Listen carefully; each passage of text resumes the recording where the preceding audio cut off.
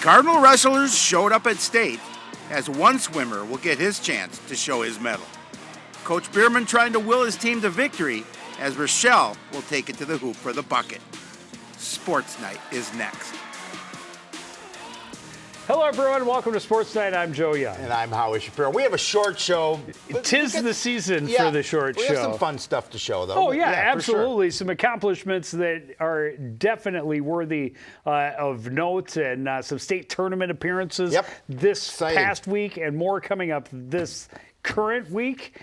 But very exciting, and excited for all of those accomplishing goals they had set for themselves at the start of the season. No question. We start with the state tournament action. A pair of Cardinal captains in St. Paul last week for the state wrestling tournament. For one of them, it was a third chance to capture a crown. For the other, it was a long-awaited opportunity to show he deserves to be among the best in the state. XL Energy Center is unlike any other environment for high school wrestling, a fitting finale for the season. Heavyweight Hayden Skillings finally getting a chance to compete at state, and it starts as he had always hoped it would. A first period pin over Sartell's Jordan Golden in the first round. Skillings finished top 8, going 2-2 on the weekend. Just excited to see him finally getting to soak in that atmosphere. Jack Bridenstine has been there before, but he was looking for a stronger finish. He starts with a pair of wins. Strong takedown of Mounds View's Will Schneider right there. Bridenstine won the match 8-6. He beat Schneider again on Saturday in the 5th place match, that time taking a 17-6 major decision, and that is definitely the best of his 3 seasons. So congratulations to him. There you see their roads through the tournament, and Tech Fall loss for Bridenstine to Robidoux, who ended up as the state tournament champion. So definitely something to be proud of, and Bridenstine will be back next year. I was just so excited to see Hayden make it after being, a year as a sophomore that he was strong all year, had an injury toward the end, wasn't able to get back and get through the section. Last year, a loss late in sections that he felt he made a mistake, got caught. Yep, he did get caught. And so glad to see he made it. Would have loved to have seen him on the podium, but a great way to finish his career. Yeah, I think he would have loved to have been on the podium as well, and maybe a little bit disappointed, especially after starting off with that quick pin. But again, I'll give a shout out to Howie Skillings for putting video out there so we could actually see as his matches were occurring. So that was great. And last year, a couple of the guys that made it to state were one and done because they're the guy who had beaten them lost in the next round, and that included Bridenstine. So after a one-and-done performance last year, he was hungry, and he was able to get to 5th place. We'll see what happens in his senior season next fall, winter. Well, yes, next winter, correct. We'll have more state tournament action to talk about next week as another Cardinal captain qualified for the state swimming meet. Jackson Ling has been great leader for this team all season long, and that continued at sections. The senior had the best 2 finishes for the team, including a section championship that punched his ticket to the U of M. Coach Ali Scholl was really excited about the way the guys have been swimming last week. Every athlete dropping time. Coon Rapids Sotina Grace is up near the top of lane 7 for the 200 medley relay. Then FDM got it started. Luke Courier handed off to Jackson Ling. And then Michael Courier brought it home and tags up in 4th place in a time of 1:44.77, as you're going to see here. Now, that will get them some hardware for the trophy case. 3 of those 4 are seniors, but Michael Courier will be the only one that's going to be returning. 200 freestyle, Jackson Ling wearing the red cap in lane 3. Centennial's Benno Schubauer ran away with the win, but Ling a very respectable 3rd place finish in a time of 1:49.02. Another memento, but not what he was shooting for. Well, that's okay, because Jackson's signature event is the 500 freestyle, the long distance event. He leads it to start to finish. Ling cruises to a section championship in time 5 minutes and 63/100 He gets to stand at the top of the podium. That means his high school career isn't over. He'll be at the U this week for the biggest meet of the season. Congrats to him to get it on the top of the podium. Good stuff. Yeah, absolutely. And some other notable finishes. Carter Ling, a 6th place finish in the 100 butterfly.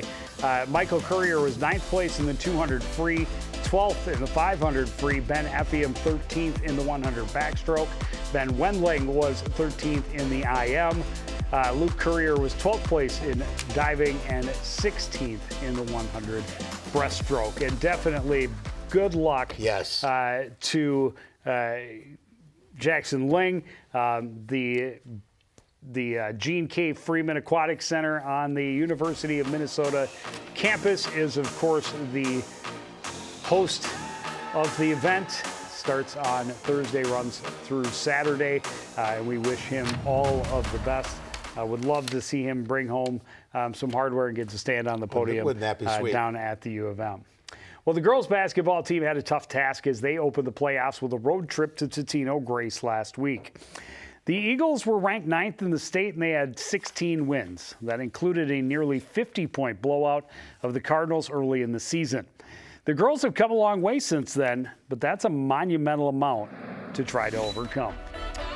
Cardinals trying to keep pace early on. Nice screen set up, and Callie McGrain knocks down a three-pointer. That tied it up, but unfortunately it didn't last long. Eagles answer on their very next possession. They set up Abel Ateki in the corner. That was the start of a 16-0 run for Totino Grace. Cardinals finally able to break their drought. Good passing to get through the press, and a good move to the basket by Amari Royal in the paint. But unfortunately, the Eagles' defense continued frustrating the Cardinals' efforts. Meanwhile, their offense was firing on all cylinders. Lateki hands off to Chloe Nuss. Eagles pushed their lead as high as 25 in the first half. Cardinals a nice spurt late in the half. Jakaya Palmer with 3 of her 11 in the game, but the Cardinals trailed 36-19 at the break. Cardinals fighting in the second. Callie McGrain connects on another open look from the perimeter. She had a team-high 15. And she wasn't alone. Rochelle Cooper also finished with 15 against Totino Grace. Nice drive down the middle right there. Cardinals never able to threaten the lead, however. Totino had 3 players with 18 or more. Maria Radaba led the way with 28, including 6 three-pointers. Cardinals season ends with a 79-49 loss. Obviously a tough draw at that point in the section tournament. You have to be impressed with Totino Grace. Yes. Their defense, as you mentioned, was phenomenal. But I love the way they moved the ball around the perimeter. They looked for that open shooter. There were no player really hogging the ball, though Radaba had 28. But they really shared the ball well, and I thought that 28, that was nice. 20, and 18. Yeah, they're top 3 scorers, and they have a couple other girls that certainly could have had more, but elected to give it up. They were impressive top to bottom. Yep. They are going to battle for the championship later this week against number 1 seed Monticello. Monticello, look at that, 63-24 over St. Francis. Held St. Francis to 24 points. Totino Grace, just 10-point win over Fridley, but Monticello, wow. They've given up 64 points in 2 games in the playoffs. That's very impressive. And Totino must have loved the fact that Fridley upset Becker going into that game, felt they maybe had a better route to the championship game. Well, Fridley clearly, able to keep him to a respectable number, under 70 points, so right around what their average is, or was going into the game against the Cardinals. But that sets up a good one. Monticello actually beat Totino Grace by 13 earlier in February, back on February the 7th. So rematch with a trip to state on the line. Boys basketball team wrapped up its regular season on the road against St. Paul Johnson on Friday.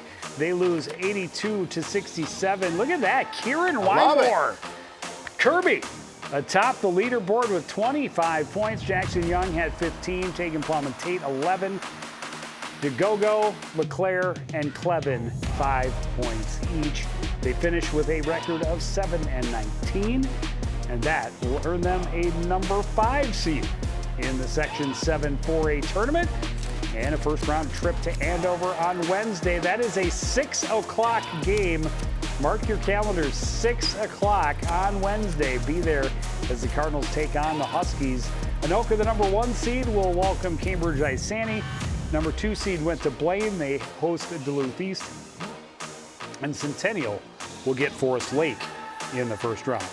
Always an interesting matchup when Andover and Coon Rapids play boys basketball. And Coach Schabel will obviously have his squad set to go. Andover won fairly handily in the first matchup this season, but the winner of that game gets Anoka, which will be really tough as well. But you got to get past, obviously, that first game. Absolutely. And we've talked about it over the years. There's a lot of parity in this section. Yeah. And a lot of years you look at it and you go, any of these teams has a legitimate chance to get out of the bracket. I think a couple of teams that are perennial powers are a little bit down this year.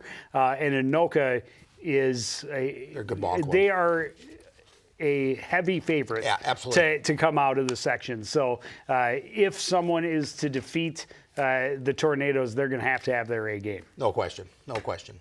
And we will be there on Wednesday night. Of course, we're not able to put it on until midnight, but we will have the action from Andover on Wednesday night. And should they find a way to upset the Huskies, we will follow them on Saturday to the semifinal round. And we'll follow them as far as we are able to, as far as they can go. It'll be nice. After that, it's time for some baseball and softball, some boys volleyball, some lacrosse, all the spring sports right around the corner. But that's going to do it for this edition of Sportsnight. I want to thank everybody out there for joining us and continuing to support everything we do here at CTN. I want to thank I messed the whole thing up. Yeah, that's okay. It happens. For the entire crew, including Howie Shapiro, I'm Joe Young, saying good night.